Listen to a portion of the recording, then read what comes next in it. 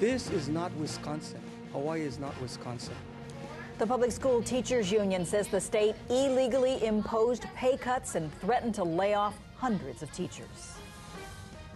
Good evening, and thank you for joining us. I'm Paula Akana. And I'm Laura Yamada. The Hawaii State Teachers Association filed a prohibited practice complaint against the state late this afternoon over the state's decision to impose pay cuts on teachers and end negotiations 10 days before the teacher's contract expired. KITV4's Kyoki Kerr here with new details of the contract negotiations that affect 12,000 teachers and public school employees statewide. Kyoki?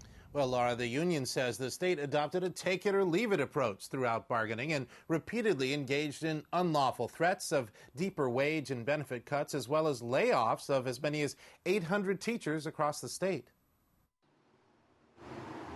On July 1st, the state imposed what it called its last, best, and final offer of pay cuts equal to 5% for public school teachers and raised their share of health insurance to 50%.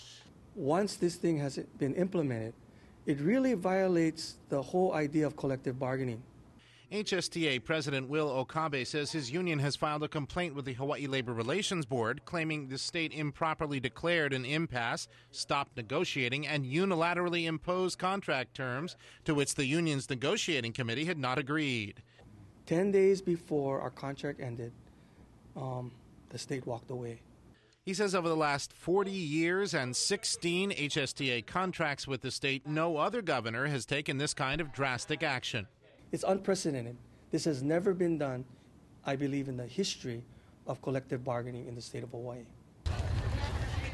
Hawaii is one of 5 states where the collective bargaining process is protected by the state constitution. And Okabe says this case is not just important to teachers, but to all unions statewide. It involves the hotel workers, electrical workers, carpenters, office clerks, all of these unions. If they can implement a last, best, and final offer, and it will definitely have an impact in collective bargaining.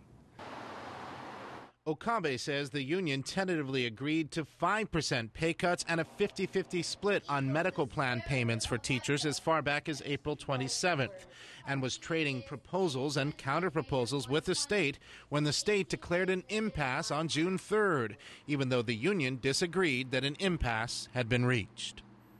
Now, School Superintendent Catherine Matayoshi released a 2-sentence statement early tonight that did not directly address the union's complaint, but said the DOE remains committed to no reduction in student instructional days, as well as continued support of our teachers.